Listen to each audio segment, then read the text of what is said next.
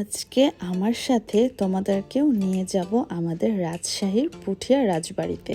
তো চলো আজকের ভিডিওটা শুরু করা যাক। হ্যালো অ্যান্ড আসসালামু আলাইকুম এভরিওয়ান, কেমন আছো তোমরা সবাই? সকালে ঘুম থেকে উঠে সাডেন প্ল্যান করে সবাই মিলে বেরিয়ে পড়লাম পুঠিয়া রাজবাড়ির উদ্দেশ্যে।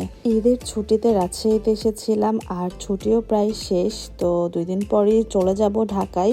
তো যাওয়ার আগে ভাবলাম যে রাজশাহীর আশেপাশে কোথাও ঘুরে আসা যাক, সেই জন্যই আজকে বেরিয়ে পড়লাম। এছাড়াও তাণ্ডব সিনেমার শুটিং দেখে আমার আরও ইচ্ছে জেগেছিল যে আমি এই পুঠিয়া রাজবাড়িতে যাবই, কারণ সাকিব খানের এই তাণ্ডব সিনেমাটাতে পুরো একটা গানই আমাদের পুঠিয়া রাজবাড়িতে শ্যুট করা হয়েছিল।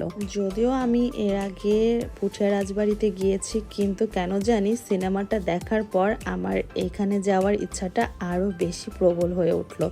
তো সবাই মিলে বেরিয়ে পড়েছি আর আমাদের রাজশাহী শহর থেকে পুঠিয়া যেতে সময় লেগেছিল প্রায় 30 মিনিট।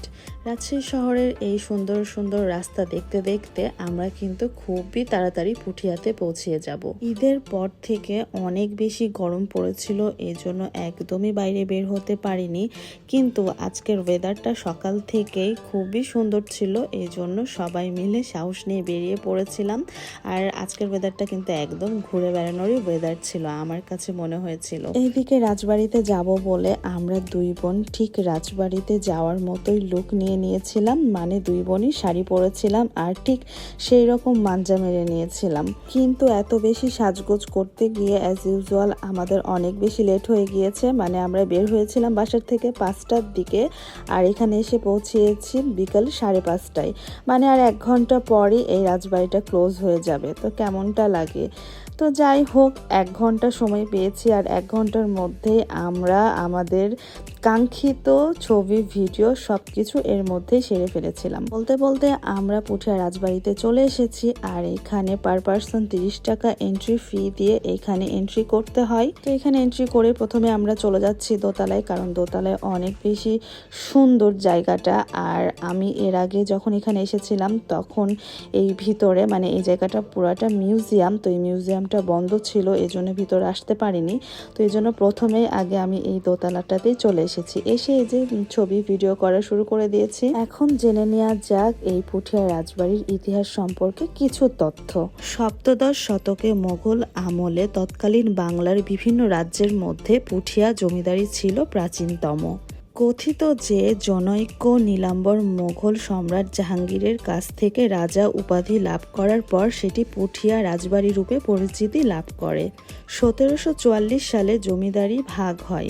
সেই ভাগাভাগিতেই জমিদারের বড় ছেলে পান সম্পত্তি 5.5 আনা এবং অন্য 3 ছেলে পান 3.5 আনা। 1950 সাল পর্যন্ত জমিদারি প্রথা ছিল। প্রথা বিলুপ্ত হলে পুঠিয়া রাজবাড়ির জমিদারিও বিলুপ্ত হয়ে যায়।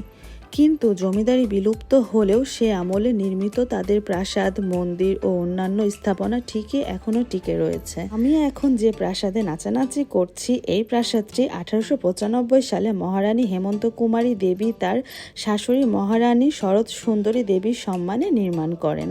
ভবনটির সামনের ভাগের স্তম্ভ, অলঙ্করণ, কাঠের কাজ, কক্ষের দেয়ালে ও দরজার উপর ফুল ও লতাপাতার চিত্রকর্ম চমৎকার নির্মাণ শৈলীর পরিচয় বহন করে। পুঠিয়া রাজবাড়ির আশেপাশে 6টি রাজদিঘি আছে।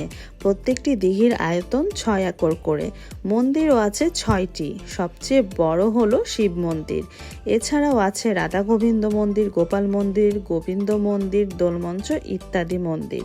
প্রতিটি মন্দিরের দেয়ালেই অপূর্ব সব পোড়ামাটির ফলকের কারুকাজ। জোড়া বাংলা মন্দির, বাংলো মন্দির, পঞ্চরত্ন অর্থাৎ চূড়াবিশিষ্ট মন্দির অর্থাৎ বাংলার বিভিন্ন গড়ন রীতির মন্দিরগুলোর প্রতিটিই আকর্ষণীয়। এতক্ষণ যে মন্দিরগুলোর কথা বললাম তার মধ্যে এটি একটা আকর্ষণীয় মন্দির ছিল। এই মন্দিরের কারুকার্যগুলো অনেক সুন্দর নিপুণ হাতে তৈরি করা ছিল। এছাড়া রানীর স্নানের ঘাট, অন্দরমহল মিলে বিশাল ছিল রাজবাড়ির প্রাঙ্গণ, আর এটাই ছিল রানীর পার্সোনাল স্নানের ঘাট। পুরো রাজবাড়ি ঘুরে আমার কাছে সব থেকে বেশি আকর্ষণীয় লেগেছিল রানীর পার্সোনাল স্নানের ঘাট। পুঠিয়া রাজবাড়ি বা পাঁচ আনি জমিদার বাড়ি হচ্ছে মহারানী হেমন্ত কুমারী দেবীর বাসভবন। বাংলার প্রত্নতাত্ত্বিক ঐতিহ্যের মধ্যে রাজশাহী পুঠিয়া রাজবাড়ি অন্যতম। 1895 সালে মহারানী হেমন্ত কুমারী দেবী আকর্ষণীয় ইন্দো ইউরোপীয় স্থাপত্য রীতিতে আয়তাকার দ্বিতল বর্তমান রাজবাড়িটি নির্মাণ করেন। এতক্ষণ আমি গুগল করে এই পুঠিয়া রাজবাড়ির সম্পর্কে যতটুকু জানলাম তোমাদেরকেও জানিয়ে দিলাম।